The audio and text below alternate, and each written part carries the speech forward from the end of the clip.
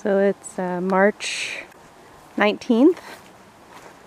So you can see our parking meadow is mostly free of ice and snow. And now it's just doing a freeze-thaw situation, so sometimes it's muddy and sometimes it's frozen over. It's a lovely day in the woods here today. As I've mentioned before, springtime in the mountains here in Montana means anything is possible. So yesterday we had snow, today we have this bright, glorious sun. It's about 44 degrees out. And I'm learning that when there's not like a wind blowing, 44 degrees is pretty darn lovely out. The sun shining. So a couple of things. Wonderfully, I have a good friend coming to stay with us for a few nights, arriving tomorrow. And she's going to stay in our guest cabin, also known as our van. And actually my stepson was just here for a couple of nights and he stayed in here already. I mean, it's cold out at night, but we have a lot of blankets and people can use a little heater buddy. Not while they're sleeping, but to warm it up in here before they go to sleep if they want. So I've got it all set up in here for her. Oh, it feels nice and warm in here right now with the sun coming in. And I've been sitting in here in the mornings for my morning meditation session. And this morning I sat in the van. It was 22 degrees out. And when I got in the van, I fired up the heater buddy. And by the time I left, like a half an hour later, it had warmed up in there until it was around 35 degrees when I left. But I was warm. I was close to the heater buddy. I was wrapped in a blanket, super fine sitting. It was lovely. So, you know, it's cold out, but it doesn't really take all that much to stay warm either. So, Ollie, the guest house, is ready for more friends to come out. So that's nice. And you know, there's something nice too, like I realized this morning when I came out to sit, when it was so cold out and it's like bundled up. There's something nice about like pushing through stuff like that and just like rallying some energy to do a thing. I think there's some just really good practice and strengthening in doing stuff like that. So it just felt good to do it and like yeah, and to do it. So I'm gonna take you up this trail. This is a game trail, a deer trail that Mike did some work on to make it a little bit more two-legged friendly. And he did that work a couple years ago now, but that would take you up to morning Sun Meadow. Zen pretty much comes down to three things. Okay, what are they?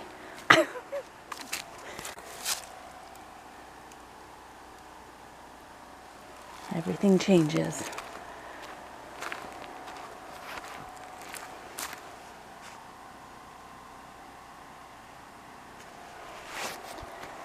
Everything is connected.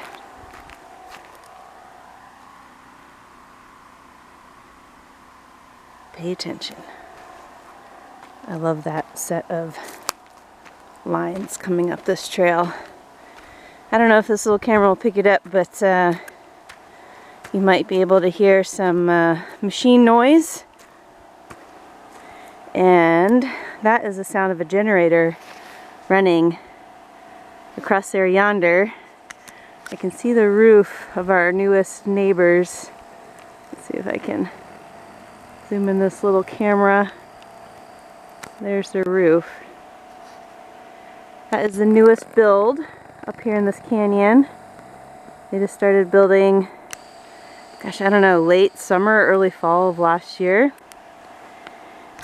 And you know, we don't have power up here, although we do have these high-flying industrial, like high power electrical lines over top of Empty Mountain.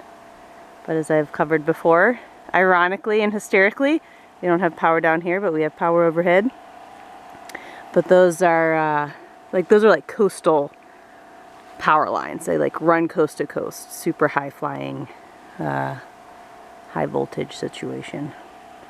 But our understanding is that potentially some of the new neighbors are bringing up power, but we'll see. But we don't have it yet, which is why they're running a generator. They've got a work crew out there.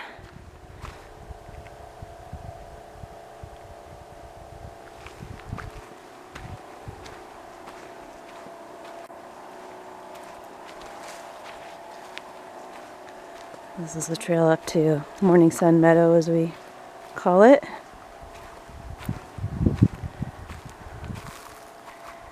And I love this view from up here of our little cabin in the big woods. There's our shower house down here. There's our compost toilet outhouse over here, the cabin. It's our Empty Mountain spread down there.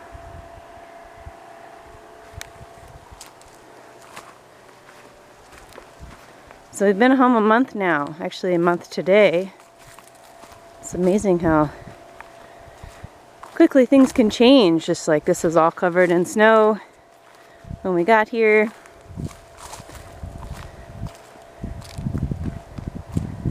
And now, you know, it's the starts of spring. I guess the official day for start of spring is tomorrow, I think. So this is what we call Morning Sun Meadow up here.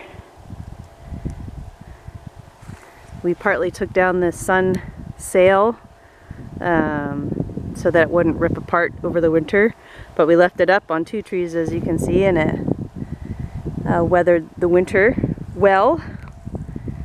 And we put this up, and this is where we've been having like days of mindfulness, and like we'll set it up underneath with like blankets and cushions and stuff. So it's been a really nice spot to come and enjoy up here. And last year we also bought, or I guess the year before last year we put it up.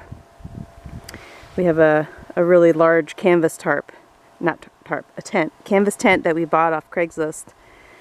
And we kind of buttoned it up and stored it up here over the winter with the poles, and took it down and everything. And yeah, so we might put that up again this year. Gosh, it's a lovely day.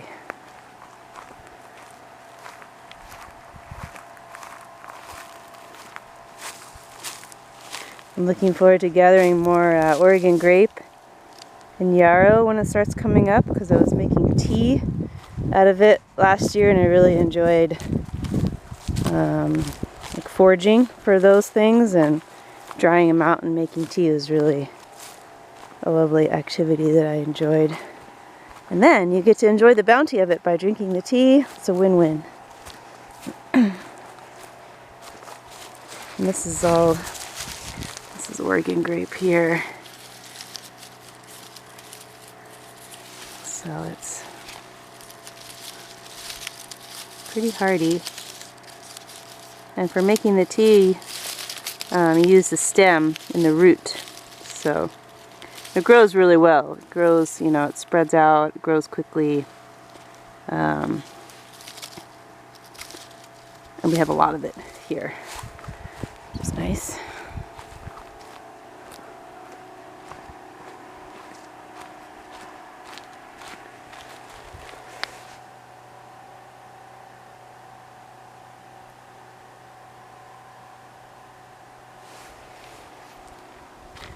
Been thinking a lot about the poetry of living lately and what that entails.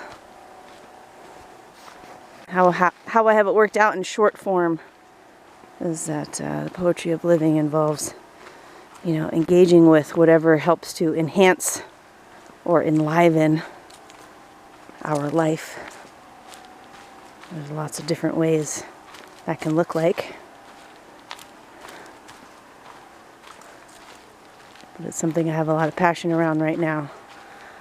Poetry of living. The practicalities are important. The logistics of living, super important, necessary. And so is the poetry of living too. Also necessary.